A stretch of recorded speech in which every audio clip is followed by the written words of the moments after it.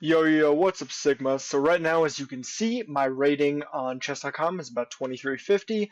However, even though we are halfway to 2400, I am not actually going to be playing Blitz today, nor am I even going to be playing on chess.com. You see, for the first time, second time, we're not going to talk about that one random live stream that some of you may know about. I'll go put it right there. That we have played on Lichess. And so we're going to be starting a new series where I do a rapid speed run from 1200 because, oh no, I lost a game. That sucks. All the way up to, whatever rating you guys want to see. So I was thinking probably like I speed run up to like 2200 rapid. If you guys want to see higher or lower so that I do a new series, then please do update. But I figure, I can do one of these a day. Just play a rapid game and then teach you guys the opening. So if you're wondering why I'm not actually, like playing on chess.com and just making a new account, I'd get banned, most likely. So, you may be asking like, why would you get banned? Well, okay, so first off, in this speedrun, I'm probably going to be changing the openings. Like if there's a specific opening you'd like to see, then please do comment it, and then I'll make sure to try and play it so I can show you. We're going to be playing e4, and he goes c6, Caro-Kann. So, we are going to respond d4. Generally as white, one of the opening principles is you take the center when given the chance. When black plays c6 or like e6 or c5, anything besides e5, they let you get the full center in which they will strike. There's a lot of ways to play, the main being the advance at my level, at the higher level. But no, I'm not going to do a draw. I'm explaining. But now we're going to go f3. Dude, I'm explaining. Have some patience. Now f3, this is the fantasy variation of the Caro-Kann. So more or less, the point of this move, oh, he actually just makes a mistake right away. So we're already winning. But the point of this move is that if they are to take back here, we can take back with our pawn, keep a big center, and then we can often use this f-file to create big attacks. I'll make sure to show after the game. But a big rule of thumb in the Caro-Kann and in most openings, if a knight jumps where you can attack it with the pawn, you should. And now this knight goes to the edge of the board. This is not correct. It should go here. And already, if I make a move like g5, the knight is trapped. The knight currently cannot go anywhere, as you can see. But here's my problem, okay? Is I'm thinking, okay, well, I want to immediately win it with g4, but then he can go here, and then maybe there's a checkmate. I don't think there is, so we're going to play g4. And we're going to win a piece, but obviously we're going to have to deal with probably some tricky queen entries. However, this is a 1200 on Lichess, so I'm not really expecting, too much here. So, okay. Yeah, sorry, I kind of just like improv the intro. Secret, I do it with all my intros, with everything. Once I get to 1,000 subs, I'll like start putting in effort. Or maybe not. Maybe like I've already started trying out editing, but you never know. But yeah, I think this could for sure be some fun. Obviously, we're gonna take a free night. Could be some fun. Just play some rapid, and then I get to actually teach openings. Like I get to talk. It's not like Blitz where it's hindered. So okay, here is what has happened. I know that at like a lot of lower levels, like you win a piece, and then it's like, okay, now what? I'm up a piece. Well, how you win when you are up material is generally by trading down to a better endgame. So right now, I should just do the other opening principles, which are, like get my pieces, get everything developed. I don't know how to develop yet, but I'm going to get everything developed, get my king castled. I'm probably going to go queenside, admittedly. Get everything castled, and then, we play a game. So with that thought in mind, I'm going to go put my bishop here. It looks active, and as you can see, I'm looking to castle queenside. Now, why am I castling queenside? Well, because I feel that because I've already pushed these pawns, my king will be a bit weaker if I go to the king side. Now, what's the rule? If we're up material, what do? That's right, we trade. Takes. So now I can see that he's going to be castling soon and is going to potentially check me on the file, but I think we're fine.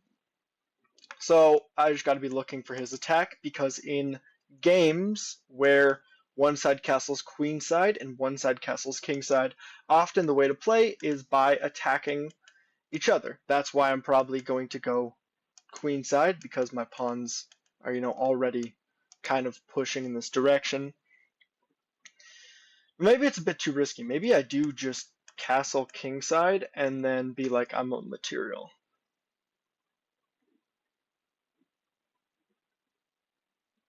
Yeah, that actually does seem pretty reasonable. Although, right now, he is immediately making this threat. So I'm probably just going to go pawn to c3. Pawn to c3 because I see that his queen can, attack everything. So we can stop, attack it, solidify. It's probably just the move I'm going to play. Looks the most natural. And I don't really care about the time. I think I can play fast when I need to. So now I just got to figure out how to develop before this rook checks. So I'm thinking here. So now we're going to start calculating. Bishop d3. Why am I putting my bishop here? Can't go here, here, here. I can go here, but then where's my knight going to go? To the side of the board? Then where? Exactly. So I know that my knight's going to go here. My bishop's going to go here. But the problem is that after bishop d3, obviously he now has the option to check. So then I can block with the knight. Then is there any way to stop me from castling? Doesn't look like it. Bishop d3, expecting check, which we will then promptly block and develop. We will accomplish two things at the same time. Okay, that is a move of all time. So, why is b5 not a good move? Well, I mean, we're just going to completely ignore the fact that this whole game I am going to have an extra knight. So, like the whole side thought process is that I'm trading. So while my main thoughts are on what's a good move right now, at the back of my mind, I'm always thinking about, hey, how should I trade? So, okay, so his idea is pushing a pawn to create some weaknesses. So I say, okay, I'm gonna castle here. And then I really want, okay. Here's our first big choice. I really want to take back with the pawn, but that feels like I'm neglecting the development. But if I take here, I don't like how this is an isolated pawn. But at the same time, I'm up a piece. Let's not overthink it. Go here. I'm very, very happy with this game so far. And if you're wondering how I actually, how we make it look easy, well, his big error is that if you ever see pieces go to the side of the board, it's probably not going to be good. You should always be looking to punish. So he develops. However, my opponent is still neglecting his king side for no apparent reason. So, okay, he's going here. Now I'm looking for schemes development. All that's left is my queen and then the rooks, although maybe I can figure about getting these to happy places. Here's what I think. You guys really want to know the thought process? Okay. I have really bad ADHD, so it's kind of all over the place. But here are the things that my brain is noticing. Okay, positionally, these are weak. This is called the hanging pawn structure. I see if I can get my knight here. I'm chilling because this is a backwards pawn. So in my head, I'm already configuring something like this. We put it here because I've seen that. I've done that before in other games. I'm thinking queen c2 first to induce something over here, and then maybe like this. I mean, I don't have time. We have 4 minutes. We're just going to make some moves, develop, and then we're going to go after this pawn. And right now, as you can see, oh, and he just misses the obvious threat. All right, it's cool. So the king is going to move. And now I'm thinking we probably just do this, just trade bishops here. His bishop hasn't moved the whole game, but at the same time, I want to get my queen. Okay, so I mean, it's what I expected. It's the most logical move. I guess bring everything over here, but my problem with bringing this rook over is that maybe I want the rook on the queen side. So maybe we just go, yeah, no, but that loses the knight. That's no bueno. I mean, I could even, no, I can't go there. Actually, I can go there because of here, but then I don't know why I'm undefending this. So maybe Oh,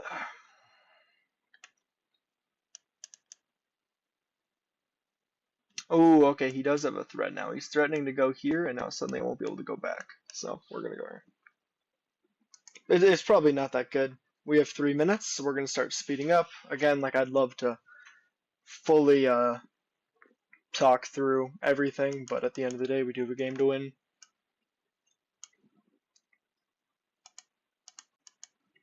Trading, probably not the best, but I'm happy with getting pieces off the board.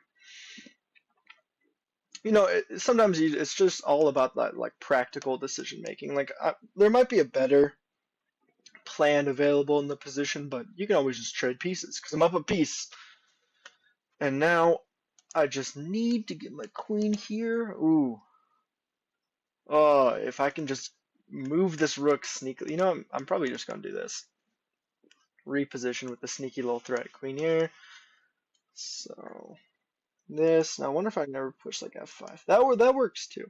So do we go crazy? h4, probably a bit too weakening on my king. So maybe I can go king here first. I go f4, king g2, h4, h5. No, h4, you can't really infiltrate, can he? Well, oh my god, I can't try it. It was h4, king g7, h5. That's just not that great. So maybe h4 isn't good. So this is his plan likely, so maybe here? I guess we just continue. Let's put a knight here. And then we'll keep trying to trade. And then I need to just go a3 at some point because I really don't like how the queen is potentially going to be poking and prodding. So again, we're just thinking about trading here. Gonna keep it nice and technical. He has take back the queen, otherwise this pawn is hit. So now the knight, he goes over here, he's looking to infiltrate, so b3 should be pretty automatic. Again, I'd love to just win this pawn. Okay, he establishes some control. So we're going to offer a queen trade. Yep, that's what I thought. Let me go here. Maybe queen a6 would have been better. And now I just need to solidify. Now I just need to solidify and then eventually push this. So I think we're going to go put our king here. It's pretty useful because, you know, if I'm going to be pushing my h-pawn, everything on the king side is going to be moved forward. So, and then I can always just go here and now we bulldoze. Now we wait because black has nothing. We are just making our own plans. We're restricting this and just converting here. Nice and easy. That was a blackberry. Delicious. Okay, the knight moves back, but again, because of my pawns, it is restricted. So was the one piece that is misplaced, the knight. I mean, I can. Okay, so we're gonna put our knight here. That feels really stupid. Why would he line up? Why would he line up his king queen ever? There can always be like tactics. I mean, now it's just.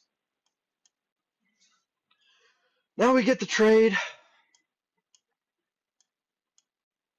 And now I honestly could just sack, but nah, that's a bit too unnecessary. Now I go back, again controlling these squares. I saw that he could maybe break here, but I would just love to just keep this weakness. And now again, just slowly we're gonna push here. I need to make sure this queen can't infiltrate.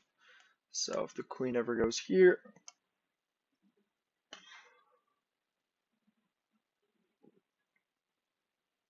I guess I move back to here. The only reason I was hesitating was because I was like, oh, if I go here, then maybe he can threaten this pawn with his queen, but I just realized he can't because these squares are blocked. Okay, the knight is heading here. No, it's not.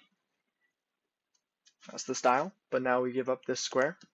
So now, like I was kind of yapping about. The queen can go here, but he chooses not to. And now look at this. Again, just restrict every single, like, a bunch of my pawn moves. It's just been all about, breaking this knight, but that's what you do. And now look at this. Thanks for the pass pawn. Restrict. And look at this square, dude. Oh my god. Oh, this might be the best thing I've ever seen. Look. Even if you don't know anything about positional, just look at this knight. Dude. It is gorgeous. This is just domination. Look at this. Just fucking, there is nothing. This is guarded. This knight can never move. It's, I mean.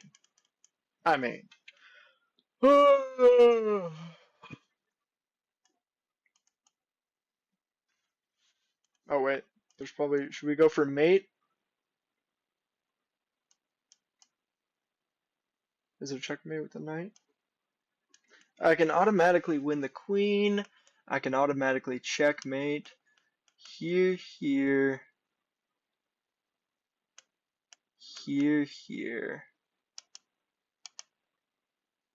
It's kind of annoying. So let's just do this. Alrighty. Guys, we did it. We beat a 1200 on Lichess. I know. It was a tough battle, so let's go review the game. Okay, we're gonna go through it and we're gonna learn. It's pawn to e4. Why are we playing pawn to e4? Yeah, we're going this base level of yapping. Like this is going to be interesting. So e4 we play because it allows us to get out our bishop and queen. Now these games generally tend to be a bit more what we call dynamic. Dynamic just means that there is more tactics. Tactics are like checks. Well, they aren't checks, but they're like sacrifices. Like it's tactics. It's stuff that are in puzzles. So why is it more dynamic? Well, because look, when I push this pawn, is it guarded by anything? No. I need to guard it with pieces and pawns. When it's the queen's pawn, it's already guarded. Yeah, just fun little thingy. But anyways, e4, the Carl Khan, Gotham Chess Classic. And f3, I've made a bunch of videos on this channel about it, so I'm sure you've seen it before. But again, the goal about this speedrun is to teach openings, teach everything. So pretty much here, there's a few approaches. The main one is if they take, then what we do is we take back. And now the critical move is e5, which pretty much just opens up all the pieces. Again, you got to play dynamic, you got to play sharp, but you're really only going to be seeing that above like 1600 online, I'd say. So if you're below that, then yeah, you're fine. All you need to know here is if a knight ever jumps out, you attack it. And already, I mean, in these positions, yeah, it's already +1. Like, you're going to be better no matter what. If you can attack a knight with your pawn, just like what happened in the game. But taking here, if you are curious, yeah, there's a bunch of theory. I've talked about in other videos. Go watch those if you want to learn the main line. But now I'll just get to commentate more and stuff in the game. And so he develops the knight here. I think this is a pretty common error. Another solid approach is going e6, which is kind of just waiting. So you just develop your knight, and then maybe you'll like push and get a French. But maybe, yeah, just make sure if anyone's watching at this point in the comments, put like what rating you want me to go to, what openings you want to see me play. I can play anything. I'll play d4, e4, c4, knight f3. You want to see me play b3? Hell yeah, I'll do that. You know, I'll play the crab, dude. I'll play the crab against like some 2000. I'll smoke him. Don't hold me to that. But anyways, now here we see a knight go here. So in the rule of the opening, we attack it. We go forward, and already it is trapped. So, you know, actually, I'm curious, how did I play? 96% accuracy. It's huge, dude. We're cooking. Okay, so all this was good. Was c3 the best move? No, not even on there. Well, regardless, what happened in this game was just like my main goal, my main thought process is one apiece because I knew he did something that wasn't good. And then from there, trade off pieces, and after, you know, a bunch of trading, I mean, I just managed to just get a dominant endgame, and then we won. So I'll see you guys tomorrow for another one of these speedruns. But yeah, Thanks for watching. Have a good day.